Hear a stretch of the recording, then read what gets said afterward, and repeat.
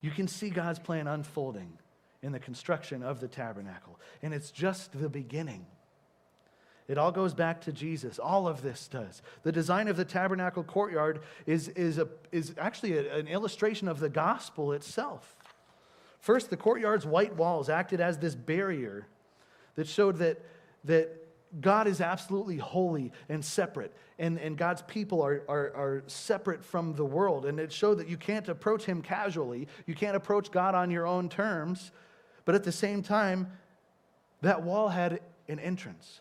There was one single entrance, and it points to God's plan for access. And just like Jesus said, I am the way. Those gates' colors, if you go back to that gate, the bright colors of the violet and the blue and the scarlet and the purple, all of that meant something. Blue was for divinity, purple was for kingship, scarlet was for sacrifice, pointing straight to Jesus as the only entrance to God's presence. And then once you enter into the courtyard, the first thing you see right there is the bronze altar. Bronze symbolized God's judgment against sin, and there was fire, and that represents his wrath. The altar was for sacrifice. And it means something had to die in place of the sinner, which again points directly to Jesus, who became our substitute, bearing God's judgment on that cross. He became the propitiation that satisfied the wrath of a just God.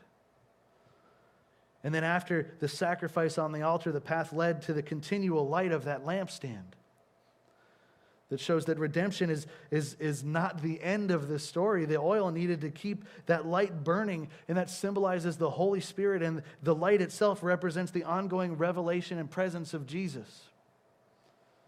While God supplies the Spirit and the truth, the priests had to faithfully maintain that light.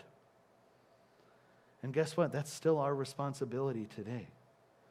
We don't have to physically keep a lampstand burning, but we have to reflect that light to the world around us. We are saved by Jesus' sacrifice, and we have that daily essential work driven by the Holy Spirit that keeps that light reflecting to the world that needs it.